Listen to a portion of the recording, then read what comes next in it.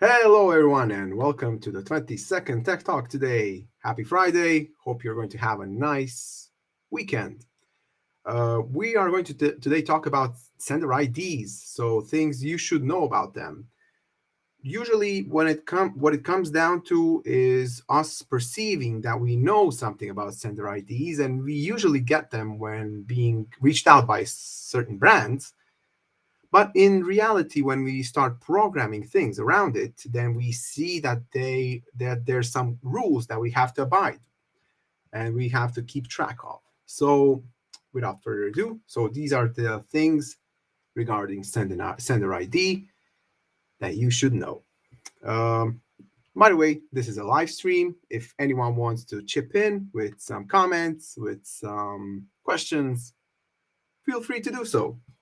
So yeah, alphanumeric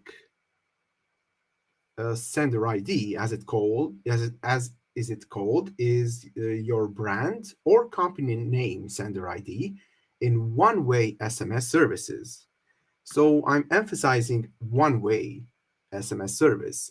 So usually you do not get a chance to respond to those messages. So it's one-way communication towards the end client. That is something to keep in mind.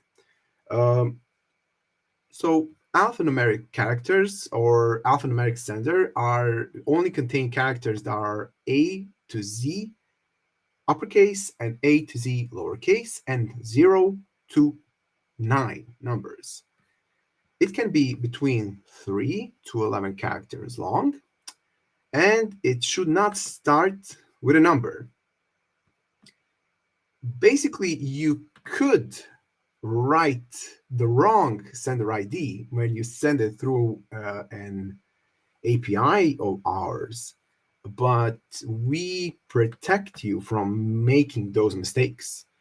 In essence, we kind of warn you that this will not get by regarding mobile operators and certain standards that some countries have.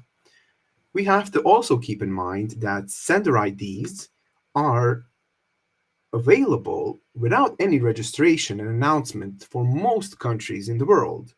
But for some, you have to register. And for some, there are some preconditions that you have to be aware of before going on and using it. For most of Europe, you can actually just go ahead and start sending with sender ID, using sender ID. So we have already mentioned that it's 11 characters long. Accepted characters include both upper and lowercase, ASCII letters, digits from 0 to 9, and space characters. Okay, let's talk about space characters or blank spaces because they will be tolerated by mobile operators, but sometimes iPhones, for example, or other handsets will basically ignore the blank space between two words and put them together. So there are some unfortunate things that then happen. You can have a certain word being used, for example, your age, and if the handset puts it together, it will be pronounced, or you will see a word that sounds like your rage. So you have to be careful of these little things that could happen when you start using sender ID. Also, using a full stop, so using a full stop at the end of the sentence, operator support is good in those cases, but headset support is hit or miss. So you can have a certain phone that will do just fine, and you can have a certain phone that will basically do something weird with it. Other characters, so we have to keep in mind that when we are using, when you're sending SMS to the operator, the sender ID is sent through the 21 octet field encoded as either GSM 7 or Latin 1, to use some terms. There's nothing in the protocol that prevents any character in the GSM 03.38 alphabet, such as um, um, many characters that are used in other languages than English, that have special characters at them. So O with dots and A with dots and some hyphenation, stuff like that. In practice, most characters outside of the A to Z and this uppercase, lowercase, and O 0 to 9 tend to be either filtered by the operators or not supported by the headsets. So general rule of thumb is test it out, see what works. You should be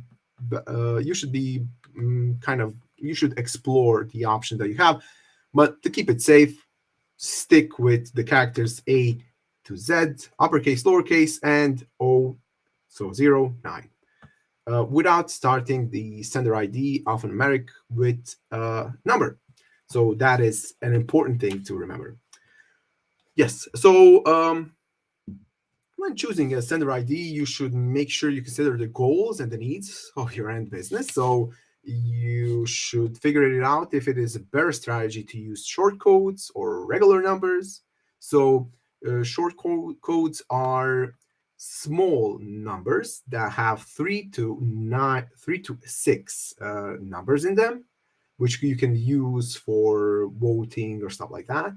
Regular numbers are facilitate two-way communication, so people can reply to your message, and you can have basically an automated conversation between the end client and your service. So yeah, I think that this is a good time to make a small demonstration using our Just Send service that we have. So Just Send is, let me just share it with you. So this, I'll put it in the chat. Here we go. Share it on the screen here.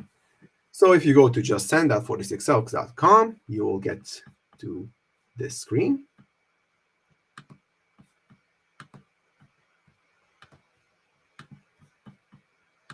All right. So yeah, I'll just remove this so you can see it quite more clearly. Put myself here. So yeah, let me just test it out. Let me just see. This service is used for us to, in order for us to have a very easy service to just send text messages without having to set up different kinds of APIs or web servers or etc. So as you can tell, let me just use kind of zoom in a little bit here. So yeah, we can define the recipients here. We can define the from number and the SMS to be sent. So let's get started. I want to define the from number to be, and I'll make this mistake on purpose, so 46 elks.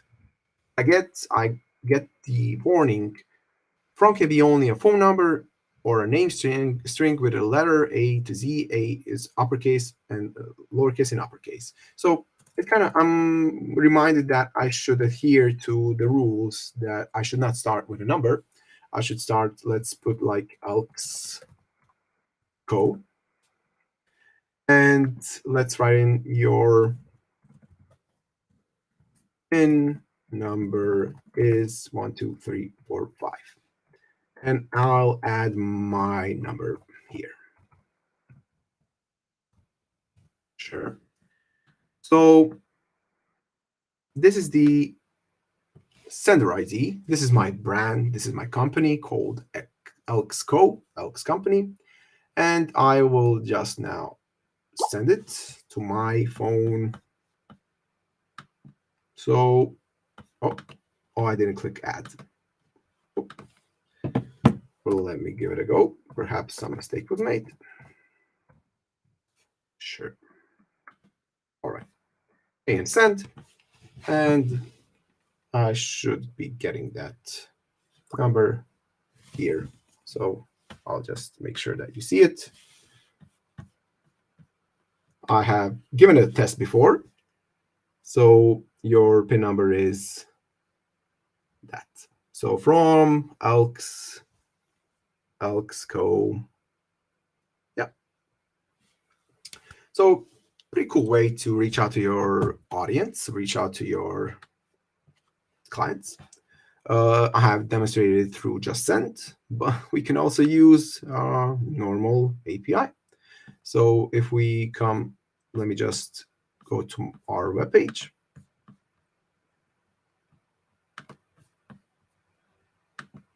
So this is our homepage, 46elks.com. If you go to guides and tutorials, you'll see a send SMS, and quite within the first glance, you can see that when we go for example, Python, we have the from, and it's Python Elk. But we could use our own phone number that we have bought in 46elk's dashboard. So that is something also that you have an ability to do when using Just Send. You can go and select not the from number to be an alphanumeric sender ID, but to use your ELK's numbers they have. So yeah, quite cool service. So to sum it up, we have some rules when it comes to sender ID. We have some ways of doing things that are right.